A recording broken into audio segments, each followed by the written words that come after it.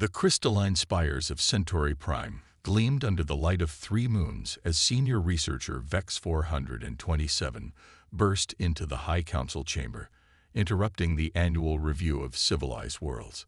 The usual protocol would have meant immediate removal, but the patterns rippling across Vex's bioluminescent skin spoke of urgency that couldn't be ignored. Honorable Council. Vex's vocal sacs pulsed with barely contained excitement. We've detected something unprecedented. High Chancellor Zara, her 12 eye stalks swaying gently, gestured for Vex to approach the central projection platform. This had better warrant such a dramatic entrance, researcher. Vex connected his neural interface to the platform, and suddenly the chamber filled with streams of data. 3 cycles ago, our long-range sensors detected unusual energy patterns from a previously overlooked system. We dismissed it initially as background radiation, but then we noticed patterns. Patterns that shouldn't exist. The data coalesced into an image of a blue-green planet, unremarkable except for the web of artificial lights spanning its dark side. They call it Earth, Vex continued. And its inhabitants, humans, they're different. Different how? Chancellor Zara's tone carried centuries of weariness. The galaxy had seen countless civilizations rise and fall. What could possibly be new? They're achieving the impossible, Chancellor. Watch. The projection shifted to show various scenes, a human repairing complex machinery with primitive tools, another surviving in conditions that should have been lethal, and most remarkably, a group solving problems that the Council's most advanced AI had declared unsolvable. These must be errors in our observation equipment. Council member Thrix interjected, his crystalline form vibrating with skepticism. We thought so too, Vex replied. We've replaced the equipment 3 times. The results remain consistent. These humans, they don't follow our models of technological progression. They make intuitive leaps that defy logic.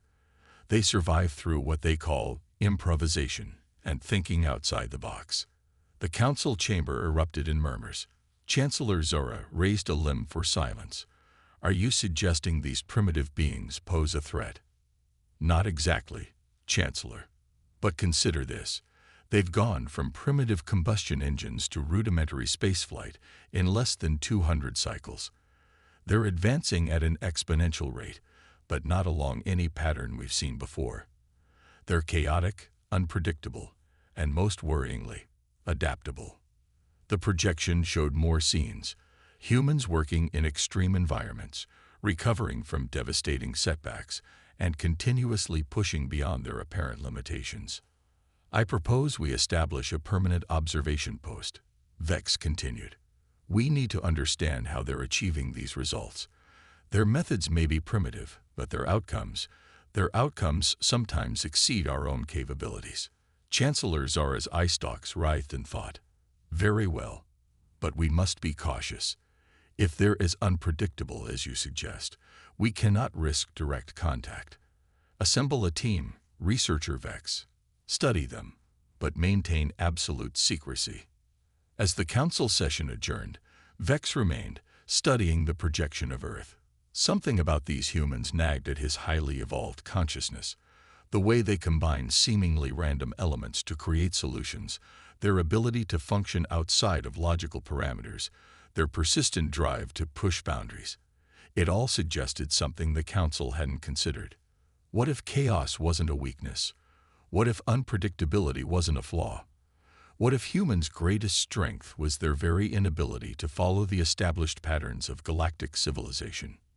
Little did Vex know, but his questions were about to be answered in ways that would shake the foundations of everything the advanced species of the galaxy thought they knew about intelligence, progress, and the true nature of advancement. The observation post orbiting Earth, disguised as space debris, hummed with activity as Vex 427 reviewed the latest reports.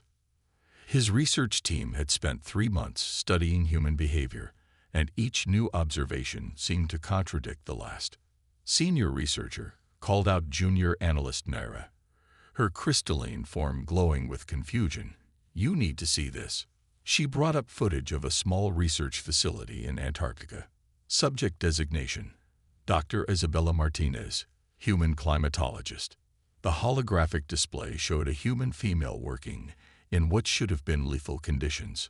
Her equipment had failed, temperatures had dropped below survival parameters, yet she continued her work, using what appeared to be primitive thermal clothing and something called hot chocolate. Impossible, Vex muttered, his bioluminescent patterns shifting to indicate deep concern. Their technology isn't advanced enough for survival in these conditions.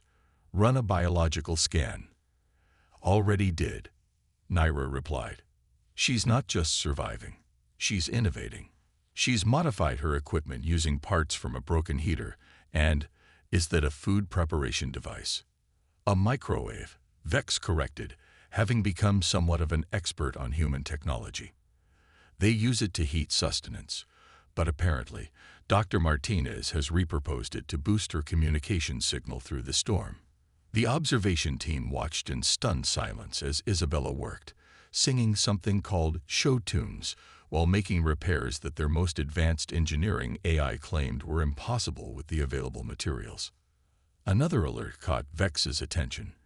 This time, it was from their underwater observation pod. Report, he commanded. Sir, it's the Oceanic Research Team led by Dr. James Kondo, reported Security Officer Zax. Their submersible suffered catastrophic failure at depth, but instead of accepting evacuation, the screen showed the human team implementing what they called Plan B, which seemed to involve using various food storage containers, emergency breathing apparatus, and something called duct tape to patch their vessel. Their solution has a 0.1% chance of success according to our calculations, Zax noted. Yet they're still attempting it, Vex observed, fascination overwhelming his scientific skepticism. Why don't they accept the logical outcome of failure? The humans not only survived but managed to complete their research mission. Dr. Kondo's team celebrated their return to the surface with something called a high five, and more of the mysterious duct tape was ceremonially attached to their vessel's hull. But it was the next incident that truly shattered the observation team's understanding of human capabilities. At a quantum research facility in Geneva, Dr. Anastasia Volkov was about to either make history or prove all of Vex's growing concerns about humanity correct. The facility had experienced a power failure during a crucial experiment. Standard protocols dictated immediate shutdown, but Dr. Volkov had other ideas. The observation team watched in horror as she manually recalibrated the quantum containment field using a modified smartphone and what appeared to be a gaming console controller. She can't possibly. Naira's voice trailed off as the impossible happened. The quantum field stabilized, and Dr. Volkov's calculations appeared on their screens, solving an equation that had puzzled the galaxy's finest minds for millennia. Sir, Zax interrupted, his security patterns flashing urgent warnings. I'm detecting unusual scanning patterns from multiple human facilities. They're looking for us. Vex's patterns shifted to deep crimson. The color of alarm. Impossible. Our cloaking technology is beyond their current capabilities. Tell them that, Naira said, pointing to new data streams. Somehow, the humans weren't just detecting their presence. They were actively probing their observation posts with increasingly sophisticated methods. Dr. Martinez's modified equipment, Dr. Kondo's repairs, Dr. Volkov's improvised quantum calculations. Vex's realization came too late. They weren't just solving problems. They were testing responses. They knew we were watching. The final confirmation came in the form of a simple text message, broadcast on all frequencies, using their own encrypted channels. Thanks for the audience. Ready to talk when you are. Coffee's on us. Humanity. As alarms blared across the observation post, Vex realized their greatest mistake. They had approached humans as subjects to be studied, never considering that they might be the ones under examination all along. The hunters had become the hunted, and the galaxy's most advanced civilization was about to learn a humbling lesson about underestimating primitive species. The Grand Council chamber on Centauri Prime had never seen such chaos. VEX 427's emergency report on the human situation had triggered an unprecedented crisis session. The chamber's crystalline walls reflected the agitated patterns of dozens of species representatives. High Chancellor Zara's voice cut through the disorder. "You mean to tell us that not only have they detected our presence, but they've also been experimenting on us?" "Correct, Chancellor," Vex replied, his patterns showing a mix of professional embarrassment and scientific fascination. "We've confirmed that Dr. Volkov's quantum calculations weren't just solving an equation. They were mapping our cloaking technology. Dr. Martinez wasn't just surviving in Antarctica. She was testing our observation protocols. And Dr. Kondo." Vex paused, his patterns flickering. He never needed to repair that submersible. They orchestrated the entire incident to study our response patterns. The council erupted again until Admiral Crix, the military commander of the Centaurian fleet, stepped forward. "Then we have no choice. If these humans are this advanced, this deceptive, they represent a clear threat. I recommend immediate containment protocols." "With all due respect, Admiral," Vex countered, "I don't believe containment is possible. Not anymore." He activated the central hologram, displaying a new set of data. "This morning, we detected quantum communication signals from 37 different human facilities. They're not just talking to us.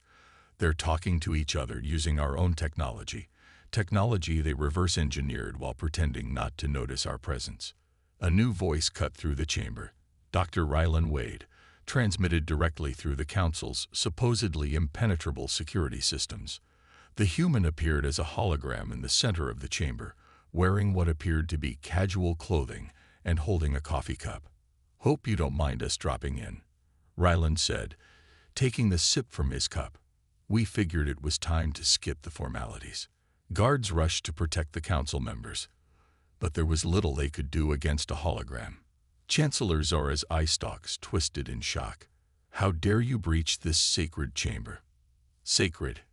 Interesting choice of words for a species that's been running unauthorized experiments on us for months," Ryland replied calmly. "By the way, your quantum encryption could use some work. Dr. Volkov sends her regards. She made some improvements while she was mapping your networks." "You're welcome." "What do you want?" Admiral Crix demanded. "Want? We don't want anything. We're just returning the favor. You studied us. We studied you. Fair's fair." Ryland's hologram walked around the chamber, examining the alien technology with obvious interest. "Though I have to say, for an advanced civilization, you've got some pretty rigid thinking patterns. Always looking for the expected solution, never considering that chaos might be its own form of order." Vex stepped forward, his scientific curiosity overriding protocol. "How did you know?" "From the beginning." "How did you detect us?" Ryland smiled. "We didn't, not at first. But humans have this wonderful trait. We're paranoid as hell. We assume we're being watched, studied, investigated. So we started setting up experiments within experiments. Every time we solved a problem, we watched for reactions. Every time we broke your models of what should be possible, we monitored the quantum fluctuations in local space. You gave yourselves away by being too perfect in your observations." "Too perfect?" Chancellor Zara asked. "Perfect is predictable," Rylan explained. "Nature has flaws, variations, random elements. Your observation posts were too perfectly hidden, your data collection too precise. It stood out like a spotlight to anyone looking for the absence of chaos rather than its presence." The council chamber fell silent as the implications sank in. Humans hadn't just detected their observers, they had fundamentally changed the rules of engagement. They had turned the galaxy's most advanced civilization into test subjects without ever revealing their true capabilities. "So," Ryland concluded, finishing his coffee, "shall we discuss terms for a more honest relationship? We've got some ideas about quantum engineering that might interest you." And in return, maybe you can explain why your most advanced chips still use binary code for their base systems. Seems a bit retro, don't you think? As the council members looked at each other in stunned silence, Vex realized that the galaxy's understanding of advancement, of civilization itself, would never be the same. The humans hadn't just proven themselves equals, they had rewritten the very definition of intelligence. The next 48 hours transformed the galaxy's power structure. From their hidden facilities across Earth, humanity demonstrated capabilities that left the Galactic Council reeling. At the forefront was Professor Nadia Petrov, whose team had not only decoded the aliens' quantum communication network, but improved it. Your quantum entanglement efficiency was only at 82%. She explained to a stunned group of Centaurian scientists. Her hologram projected simultaneously in research centers across 3 star systems. We bumped it to 97% by introducing controlled chaos into the system. Sometimes a little randomness is exactly what you need. Meanwhile, in Mumbai, engineering prodigy Raj Patel had taken apart and reassembled a crashed Centaurian scout ship, adding what he called quality of life improvements. The ship now ran 40% more efficiently and, inexplicably, could make perfect chai tea. It's all about thinking sideways, Raj explained while the ship's new AI served drinks to bewildered alien observers. You were so focused on perfect optimization that you missed the beautiful possibilities in imperfection. Admiral Crix, watching from the Centaurian flagship, could barely contain his mounting horror. They're not just matching our technology, he reported to the council. They're evolving it in ways our simulations never predicted. The situation at the quantum physics lab in Geneva proved even more unsettling. Dr. Volkov had assembled a team that was rewriting the fundamental theories of space-time travel. They hadn't just understood the aliens' faster-than-light technology. They'd found the flaws in it. Your ships are still thinking in straight lines, Dr. Volkov said, sketching equations that made senior Centaurian physicists question their careers. Space isn't linear. Time isn't linear. Why should travel be? We're designing an engine that surfs probability waves through quantum foam. It's like taking the shortcut through reality's source code. But it was Dr. Wade's team in Colorado that delivered the final shock.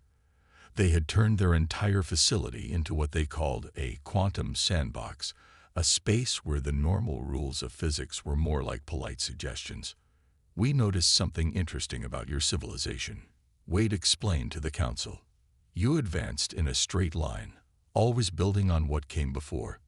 Humans, we take weird detours. We try things that shouldn't work. Sometimes we fail spectacularly, but sometimes, he gestured, and the laws of gravity in his lab briefly rearranged themselves into a complex dance. Sometimes we find shortcuts nobody else thought to look for. The Centaurian observation posts, once hidden in Earth's orbit, now hosted joint research teams. Humans and aliens worked side by side, though the aliens were increasingly feeling like students rather than teachers.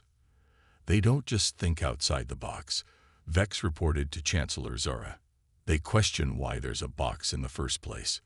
Then they turn the box into something else entirely, usually while making jokes about cats and quantum states. The humans had termed this period the Great Uplift, though many aliens privately wondered who was truly being uplifted. Earth's chaos was infecting the galaxy's ordered systems, introducing innovations that defied millennia of established science. You know what your biggest mistake was? Dr. Wade asked during a council session. You thought advancement meant moving in a straight line toward perfection.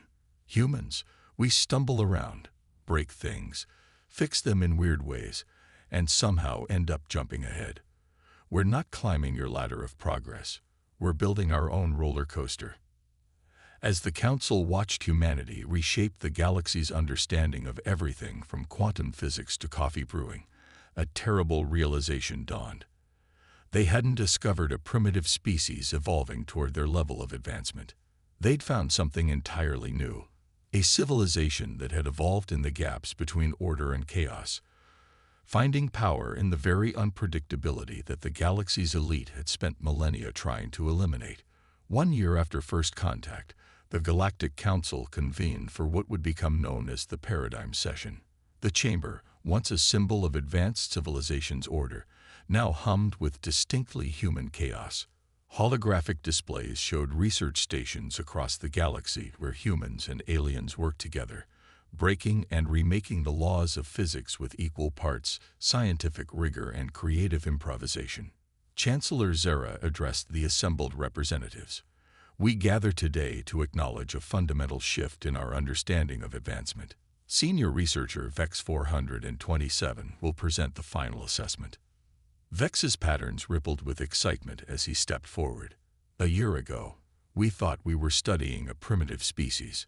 Instead, we discovered that we were the ones limited by our own definitions of progress. The humans haven't just advanced. They've redefined advancement itself. The holographic displays showed the revolutionary changes sweeping the galaxy. Dr. Volkov's quantum probability engines now powered a new generation of ships that traveled through what humans called reality's back alleys. Raj Patel's chaos-enhanced technology had spawned a whole new field of engineering that embraced imperfection as a feature, not a bug. But perhaps most importantly, Vex continued, they've taught us about the power of failure. In our pursuit of perfection, we stopped taking risks. Humans, they fail constantly, spectacularly, and then turn those failures into stepping stones. Dr. Wade appeared via hologram, now heading the Joint Species Innovation Initiative. You know what makes humans special? He asked the council. We're too stubborn to accept impossible as an answer. We look at a problem that can't be solved and say, hold my coffee. Which, by the way, tastes much better now that we've applied quantum uncertainty principles to the brewing process. The evidence was undeniable. Human research teams had solved problems that had stumped the galaxy's finest minds for millennia, not through superior technology or intelligence, but through what they called creative desperation and educated guessing. They're not just thinking outside the box. Admiral Crix admitted, his military bearing softened by bemused acceptance. They're questioning the nature of boxes while simultaneously using them to build something that shouldn't work but somehow does. The final data streams showed the results of this human-alien collaboration. Ships that danced through quantum possibilities, energy systems that drew power from the spaces between spaces, and communication networks that operated on principles that made perfect sense to humans, but gave alien logicians headaches. Chancellor Zara rose for the final pronouncement. We hereby recognize Earth not just as an advanced civilization, but as something new entirely. A species that thrives in the spaces between order and chaos, finding paths that our rigid pursuit of perfection made us blind to. Dr. Wade lifted his quantum-enhanced coffee cup in a toast. To the galaxy's future, may it be perfectly imperfect, predictably unpredictable, and absolutely impossible until someone decides it isn't. As the council chamber erupted in celebration, Vex pulled up one last display, a simple Earth coffee shop where a barista had accidentally created a small temporal paradox while trying to make the perfect espresso. Instead of causing disaster, she'd used it to ensure the coffee was simultaneously fresh brewed and perfectly aged. That, Vex said, his patterns showing pure joy, is humanity in a nutshell. They don't just overcome the impossible. They make it look like they meant to do it all along. The galaxy would never be the same, and somehow, that was exactly what it needed.